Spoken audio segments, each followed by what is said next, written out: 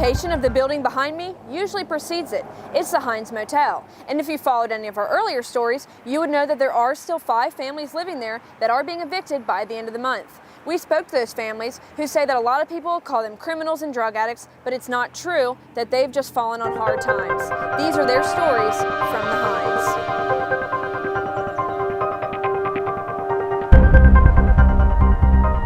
King Brothers Used Cars in Winchester, they'll treat you like family. Come in and drive away in a new-to-you vehicle, courtesy of King Brothers, or visit kingbrotherscars.com to see their inventory. King Brothers Used Cars, family-owned and time-tested since 1966. Here since September the 8th, I believe was the date we moved in here.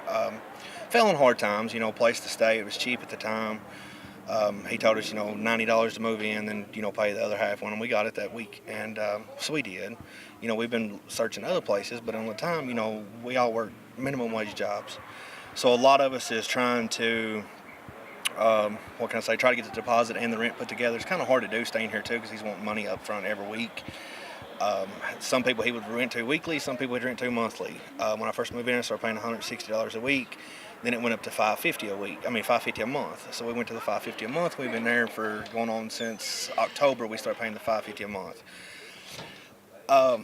Some people he was charging $120 a week. Some people he was charging $300 a week. Some people he was charging $500 a month. Some people he was charging $400. Some people he was charging $600. Did that start fights? I feel like that would start a fight. Nobody knew, because nobody really talked about it. Nobody really communicated over what they was paying here, because everybody thought, well, we're all paying the same exact thing, when in truth comes, everybody was paying a different price.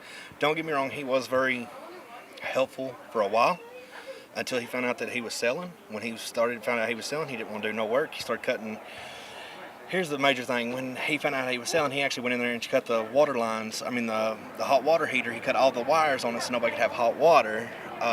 Turned the water off twice. In fact, the school actually turned the water back on because they can't legally turn it off because people still living here. It was included in the rent. This place, it used to be really, really, really bad. It used to be nothing but drugs. It used to be nothing but prostitutes, and it used to be nothing but junkies. In the past 5 years, it has changed. There was no really drugs here. People come here when they was falling on hard times because it was cheap. The landlord would work with people. He would let them pay, if they said, okay, I have $250 and I'll have the other $250 next week, he would let them move in. He'd make them pay. If they didn't pay, he'd put them out, which is understandable. I don't blame him, but he would work with people. If you didn't have it this week, you say, hey, I'll give it to you next week on top of it. He's like, fine. Pay me as soon as you get it. And a lot of people done that. I do. I've actually worked all my life. I work actually a very decent job. I legally can't say where I work because of the job, but yes, I do work a very, very well-known job. As of right now, save every dime we can get, hopefully find us a place. And the struggle is, they know people lives here. People comes here and gets a list. There's a couple landlords around here that will get a list of who lives here and won't rent to them.